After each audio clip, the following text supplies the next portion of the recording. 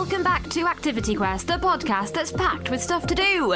This week, Meg is visiting the National Football Museum in Manchester. We're prepping for an out-of-this-world space party, and there's a whole list of events from across the UK, including a holographic tour. My name's Bex, and every episode of Activity Quest starts with a fun kids presenter doing something awesome. Today, Meg is visiting the National Football Museum in Manchester. There's an interactive penalty shootout, the story of women's football being banned, and a real World Cup. So we're just walking past a great big trophy cabinet, and if you look at these trophies, there's so many details. If you look, there's pictures of animals. There's this trophy called the Lady, and it's one of the biggest trophies we've got, and it was the Football League Championship trophy, and until the Premier League came, this was the most prestigious trophy, and this was the top trophy you could get. It is now the trophy used in the championship, but it is possibly the most beautiful trophy I've ever seen. It's gorgeous. I feel like you could look at that for like hours, couldn't you, working it out? Because when you see them on the telly, you never see how intricate they are. There's actual depictions of people playing football, and there's lots of really beautiful sort of Victorian style detail. One of our most popular things in the museum when families come to visit is our trophy, our Premier League trophy, that you can actually have a photo with downstairs as you enter.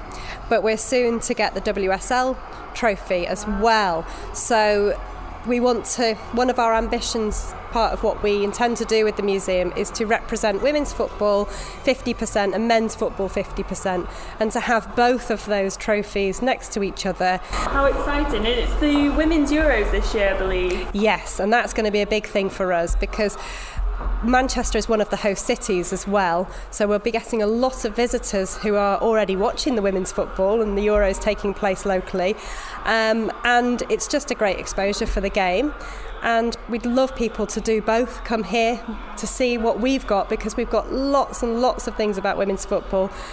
This area here is about England in the World Cup, and we've got the Men's World Cup here, and we've got the ball from the 1966 final and the Jules Rimet Trophy. Now these are very special to us because it's the only time that England have won the World Cup. In 1966, the World Cup came to England, and the trophy of course was in England as well. And this trophy just went on display at a stamp collection exhibition. So I would say nowadays this trophy would get pride of place in an exhibition on its own, but in those days it went with some stamps. And it was on display in a hall in London, and the security wasn't obviously enough because it got stolen. And the person, or animal I should say, that found this trophy was Pickles the dog. And Pickles the dog was on a walk with his owner, just wandering around London, and he sniffed out this trophy that was wrapped in newspaper under a bush, and his owner David took it straight to the police station, and the FA were extremely happy that this trophy had been found. Initially David was suspected as maybe the person who had stolen it, but he wasn't. We still don't know who stole the trophy.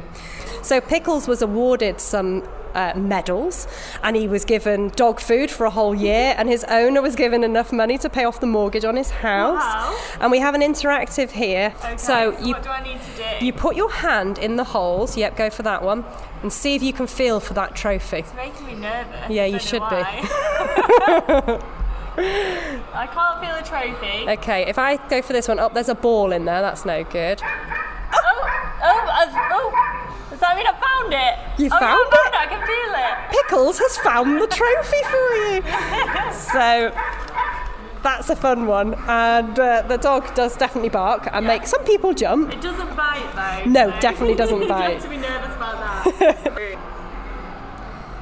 So we talk a lot about history of football and how football has evolved and changed and how people engage with it differently. Depending on when they watched football. Now, many people don't know that women's football is as old as men's football. So when the laws of the game were written in 1863, not just men played football. So some pioneering women played football as a way to express themselves and to say, look, women can do just what men can do. And it was a time when a lot of women were speaking out and joining the suffragette movement. So it was about equality and making their voice be heard. Now, there was a lot of controversial responses to this. Some were positive, but I'd say most were negative. Then the First World War kicked off, and it changed how men viewed women, how society viewed women completely, because women were stepping up to do the roles that men had done previously, and they were working in factories making ammunition for World War One. Men's football had stopped, and women were stepping into those roles. They were playing football, and some of these women were actually playing football in organised leagues that were raising money for injured servicemen. People were starting to watch these matches, and on Boxing Day in 1920, 53,000 people went to watch a match, and it was absolutely brilliant. But so many people were very surprised that women's football had continued to be so popular even after the First World War had ended. So the war ended in 1918, and 2 years later they're still getting these record attendances. So in 1921, the FA banned women's football from their pitches, from their associated grounds. Now, fundamentally what this meant was that women weren't able to play games against other teams, they weren't able to play in front of large crowds. It diminished what they had worked so hard doing, and the popularity inevitably waned.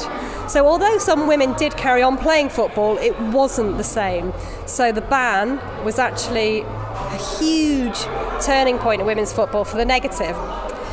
The ban lasted until 1971, so there was a whole 50 years where women's football was banned from their affiliated pitches. Do you think that women's football would be as big as men's now if that hadn't have happened? I always ask people, whether it be school children or families, I always ask them, where do you think women's football would be now if it hadn't been banned for 50 years? Because the trajectory that women's football was on in 1920 was that it was becoming more popular than men's football, and that might shock a lot of people.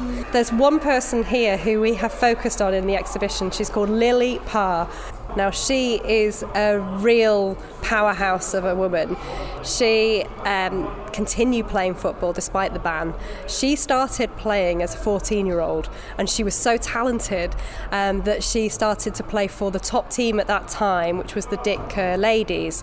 Now, the Dick Kerr Ladies were formed from a munitions factory in Preston, and she was incredible. She scored hundreds of goals, played hundreds of matches, and she was considered one of the top players at the time. And there are lots of examples of players with incredible stories, and where we are today, it's only made possible by these women. But there's still much more to be done when it comes to women's football and equality. And the players that you see now playing for teams like Manchester City Women's and Chelsea, those are the players that will be representing England at the Euros in the summer. So we're very excited to be able to have an exhibition supporting that as well. Yeah, and we need to get behind the women because they typically do better than the men's team, don't they, England? They do. We're very, very lucky to have such a talented crop. So this is our penalty shootout, and this is one of the most popular activities in the museum. Now, our goals are actually the real goalposts from Euro 96 from Wembley.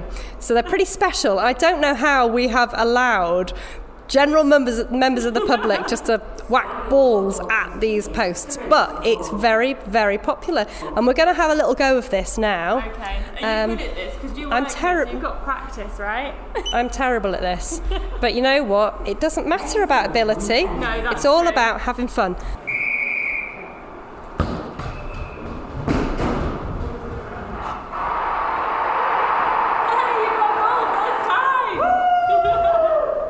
And it tells you your speed as well, 17 miles an hour. So do I just need to beat that?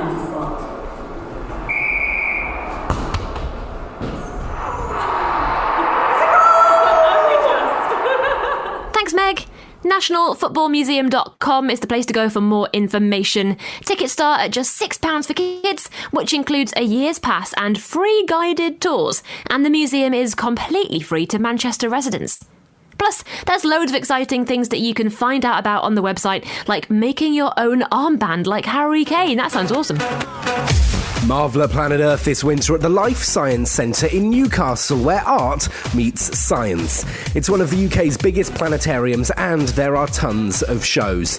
Enjoy an array of hands-on activity, magical light play, and real-life experiments. Plus, be wowed by Gaia, a great glowing replica of planet Earth by artist Luke Jerram. Tickets start from just £8. Life.org.uk is the place to find out more. Happening at the First Direct Arena in Leeds on February 19th, you can go to the first ever LOL Surprise live show. It's holographic, meaning you'll see the LOL Surprise squad strutted out on stage in digital style. It's set to dazzle families with music and dancing. That's happening at the First Direct Arena in Leeds on February 19th. And from the producers of some of the world's finest circuses comes something new. The brand new Continental Circus Berlin is here. Don't miss it this February at Silverburn, Scotland. It's on until the 20th. Tickets start from just £13. circusberlin.co.uk to find out more. Thanks, Adam. Remember, whatever you do and however you do it, the reviews in your podcast app is the best place to tell us. Right, Mission Transmission is next week. This is our history-making, record-breaking radio programme, the first radio programme to be sent into deep space, and it's all happening on February the 21st, 2022. I am going to be at the Royal Observatory Greenwich with Connor, my old pal from Fun Kids. There's also going to be a whole load of stars, including astronaut Tim Peake. Entries closed on Monday. We're editing our radio programme right now. I'm very excited about it because we'll be sending your voice to 10,000 of Earth's closest stars. It is super exciting, and there's a whole load of stuff on the Fun Kids website right now that you can do to celebrate. Here's Paul.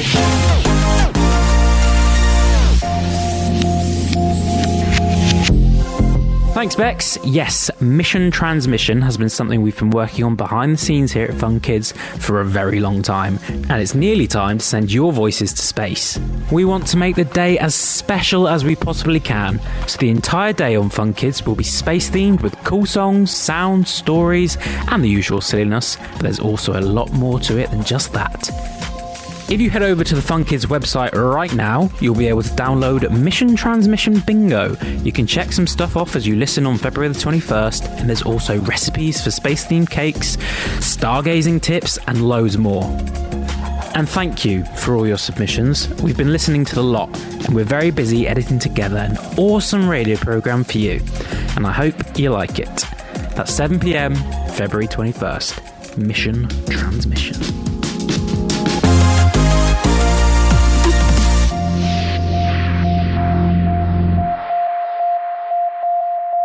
Thanks, Paul! Remember, there's loads of episodes of Activity Quest that you can go back and listen to any time you fancy. If you're after some more suggestions, just scroll back in your podcast app and pick an episode you like. Whatever you do, and however you do it, tell us at funkidslive.com/activityquest, and remember to rate, review, and follow this podcast wherever it is you're listening to it. I'm Bex, and this has been a podcast from the UK's children's radio station, Fun Kids. Listen to me on your DAB digital radio, online, on the free Fun Kids mobile app, and on your smart speaker. Just say Play Fun Kids every weekday from 4 p.m. See ya!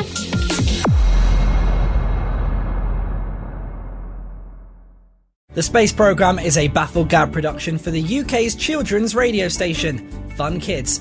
You can listen to Fun Kids all day on your DAB digital radio, on your smart speaker by saying Play Fun Kids, and on the free Fun Kids mobile app.